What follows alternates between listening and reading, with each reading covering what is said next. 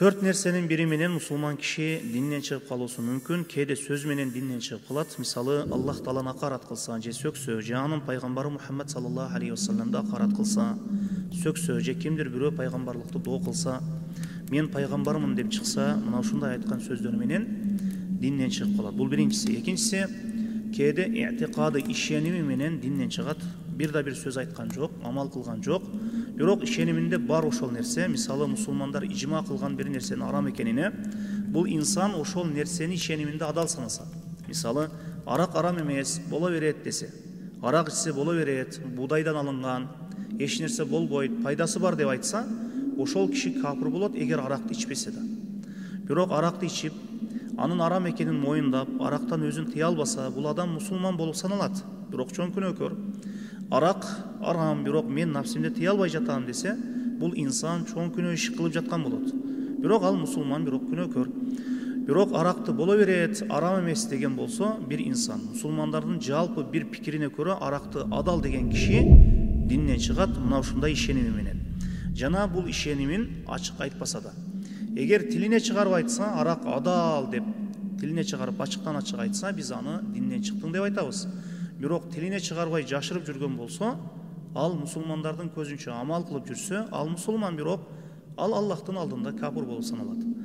Мунун тескерисинче, мусулмандар бир нерсенин адал экенине ижма кылган болсо, бардык мусулмандар анын адал экенинде, ошол нерсенин адал экенинде бир пикирде. Нан жебеймин деп айтса, кимдир бирөө нан жебеймин десе башка маселе. Зыяны болгон үчүн жебеймин деп айтуусу мүмкүн. Эми кимдир бирөө мына ушул нан, суу бул адал нерселер. Эми кимдир бирөө суу арам десе, нан арам деп айтса, динден чыгып калат. Жана кимдир бирөө Аллахтан башка бир нерселер пайда зыян берет деп ишенсе, мына ушул ишеними менен инсан динден чыгат. Үчүнчүсү, амал менен динден чыгат. Кылган амалы менен инсан динден чыгуусу мүмкүн. Аллахтан өзгөгө, башкага ибадат кылуу сыяктуу. Аллахтан башкага сажда кылса, Аллахтан башкага назыр кылса, Аллахтан башкага курбандык кылса, мына ушул ибадаттарды Аллахтан башкага сарптоо менен инсан динден чыгып калат. Төртүнчүсү, кээде инсан шектенүү менен динден чыгып калат. Аллахтын бар экени тууралуу шектенсе, Аллах барбы экен, же жок бекен дегендей. Же пайгамбар Мухаммад саллаллаху алейхи вассаламдын пайгамбарлыгы туурасында шектенсе, же кыяматта кайра тирилүүгө шектенсе, инсан динден чыгып калат. Мына ушул орунда шектенсе деген сөздү туура түшүнөлү.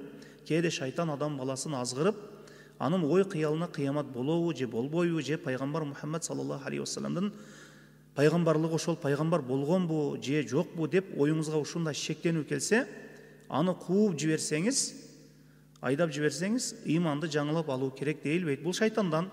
Шайтан адам баласына келип, ааламды ким жаратты деп акырындап Аллахты ким жаратты деген ойду салат. Мына ушундай ойду салган убакытта пайгамбарыбыз саллаллаху алейхи вассалам айтат, шайтандын азгырыгынан коргоо сурап токтосун деп айткан пайгамбарыбыз саллаллаху алейхи вассалам. Аузу биллахи минеш шайтанир ражим деп мына ушул дуаны окуп жиберүү керек. Аллаху а'лам.